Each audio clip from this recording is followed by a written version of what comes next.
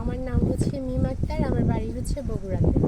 তো আমার বাবা মাদের মধ্যে আমার বাবা নাই, ভাই আছে, ভাই একটা আলাদা বাসায় থাকে বউ নিয়ে। আমি আর আমার মা আমাদের বাড়িতে থাকি। আমার মা টেলারে কাজ করে। আমি লেখাপড়া বেশি একটা করতে পারি নাই, ম্যাট্রিক পাস করার পর আর লেখাপড়া করতে পারি নাই। যদি কারো সহযোগিতা পাইতাম তাহলে হয়তো লেখাপড়া করতে পারতাম। লেখাপড়া করলে একটা ভালো চাকরি করতে পারতাম, আমার সংসারের হালটা ধরতে পারতাম। যেহেতু বাবা নাই, সংসারের হালটা আমার ধরা উচিত, মাও অসুস্থ।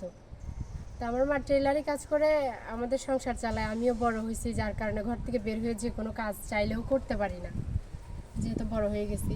তা আমি চাই দেশে বা দেশের বাহিরে কোনো প্রবাসী ভাই বা কোনো বাংলাদেশি ভালো কোনো সৎবার মানুষ যদি আমাকে বিয়ে করে আমার দায়িত্ব নিতে চায়, আমার ফ্যামিলির দায়িত্ব নিতে চায়, তাহলে আমার কোনো আপত্তি নেই, আমিও তার সংসার করতে চাই। আর আমিও চাই যে কেউ এমন ভালো মানুষ আমার দায়িত্ব নেই।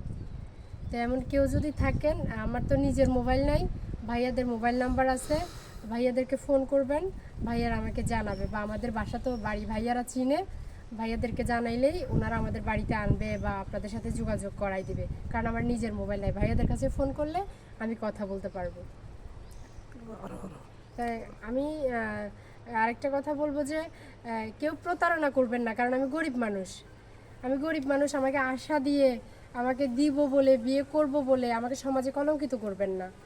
আমরা গরিব, আমাদের কলঙ্ক টাকা দিয়ে ঢেকে রাখা যাবে না। আমরা গরিব, আমাদের কলঙ্ক ছড়াই যাবে তাড়াতাড়ি। কেউ মিথ্যা প্রতারণা করবেন না, মিথ্যা আশা দিবেন না। যদি কারো সত্যি করে সংসার করার ইচ্ছা থাকে বা আমাদেরকে সাহায্য করার ইচ্ছা থাকে, সহানুভূতির হাত বাড়াইলে সৎভাবে বাড়াবেন।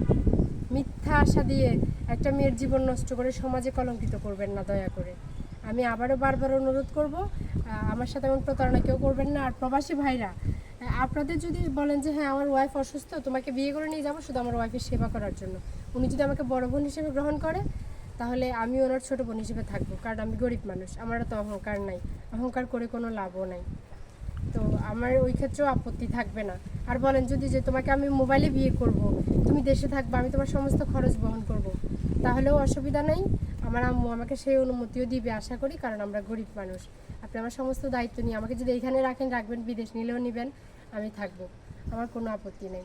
আমি চাই কোনো ভালো মানুষ আমার দায়িত্ব নেক, আমি ভালো থাকি, যাতে বাইরে গিয়ে আমাকে কোনো খারাপ কাজ করতে না হয়, আমিও চাই না।